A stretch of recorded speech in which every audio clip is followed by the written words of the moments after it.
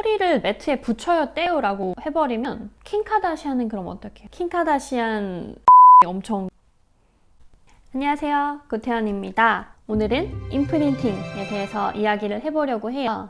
임프린팅에 대한 이야기가 되게 많죠. 허리를 매트에 눌려야 하는지 또 떼야 하는지. 필라테스 용어인데요. 앞으로 제 영상에서 골반 중립, 척추 중립이라는 말을 많이 할 건데 그때 이 임프린팅이 돼야 해요. 임프린팅이 무엇인지 조셉의 임프린팅부터 이야기를 해볼게요. 조셉 필라테스의 개념은 허리를 매트에 꽉 누르는 것을 말했어요. 그 목적이 있었겠죠. 허리를 매트에 누르는. 먼저 시대적 배경을 살펴보면 조셉은 1960년대 포스트 모더니즘 시대에 살았어요. 그 시절은 절대 이념을 거부하고 이성을 좀 자제하고 감성과 대중성을 중시했던 시대예요. 그러니까 정신보다는 육체가 더 중시했고 아주 말초적인 것들에 빠져든 시대라고 할 수 있어요. 그 시절 조셉은 명상을 하고 가라데를 냈어요. 아주 동양적인 것이죠. 동양적인 초월 사상가들에게 영향을 받았다고 볼 수 있는데요. 몸과 마음이 하나라 생각하고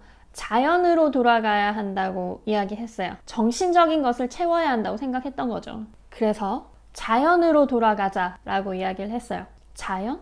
자연은 되게 원초적인 것. 원초적인 것은 아기, 그리고 짐승을 생각을 한 거죠. 아기처럼 돼야 하고 짐승처럼 움직여야 한다고 왜곡되게 생각을 한 거죠. 동물 자세 중 가장 대표적인 게 캣 동작이 있고 그 아기는 신생아들 누워있을 때 보시면 다리가 살짝 떠 있고 허리랑 목이 거의 붙어 있어요. 그래서 꼬리뼈에서부터 정수리까지 보면 거의 일자죠. 그래서 그것을 보고 요추랑 경추 쪽에 롤토시스가 없어야 한다고 생각을 했던 거죠. 일자 척추가 돼야 한다. 그것이 자연적인 것이라고 왜곡되게 생각을 했던 거죠. 그래서 턱을 가슴에 붙이고 배꼽을 척추 쪽으로 당기는 큐를 사용해서 운동을 했었던 거죠. 그때 당시 코어는 컨트랙션 하면 코어가 잡혔다라고 이야기를 했어요. 그때는 말과 운동이 일치했어요. 아기처럼 일자 척추가 되기 위해서 그렇게 운동을 했던 거죠. 하지만 21세기 현대에선 자연스러운 만곡이 있는 척추가 자연스러운 것을 아는 시대에서는 운동이 달라져야 하고 큐가 달라져야 하죠. 심부 근육을 쓰고 골반 저근을 써야 하는 개념도 들어왔어요. 과학이 필라테스 발전을 도왔다라고도 이야기를 할 수 있겠죠. 조셉이 그렇게 했으니까 책에 나와 있으니까 그렇게 하는 건 위험할 수 있어요. 그래서 그것이 가치가 있는가에 대해서 한번 생각해 볼 필요가 있는 거죠.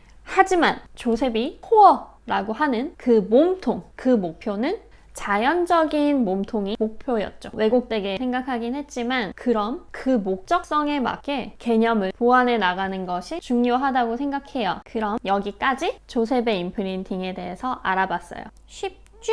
21세기 현대에 와서는 어떻게 임프린팅을 해야 될까요? 제가 배우고 정리한 바로는 임프린팅, 호기심, 골반 주변, 그러니까 중심 근육의 이상적 긴장 상태라고 말할 수 있어요. 골반 기저근, 복행근, 내외 복사근 등이 사용이 돼서 심부 근육에 힘이 있는 상태라고 말을 할 수 있겠는데요. 그렇게 돼서 골반 주변부가 안정이 되는 것을 임프린팅이라 하고 골반이 안정이 됐으니까 척추가 안정이 되기 시작하는 거죠. 이것을 골반 중립, 척추 중립이라고 하겠습니다. 쉽죠? 그래서 허리를 매트에 붙여요 떼요 라고 해버리면 킹카다시안은 그럼 어떡해요? 킹카다시안 엄청 보면 되나? 엉덩이 좀 크잖아요. 그래서 중심 근육이 긴장하고 있는 상태가 임프린팅이 되면 골반이 중립이 되는 것이고 골반 중립을 위해서 임프린팅을 하는 거죠. 당연히 호흡과 같이 가야 하고요. 종적 늘림 상태에서 중심 근육들이 조화롭게 긴장되고 있어야 합니다. 임프린팅에 대해 이야기를 해봤는데요. 어떻게 생각하세요?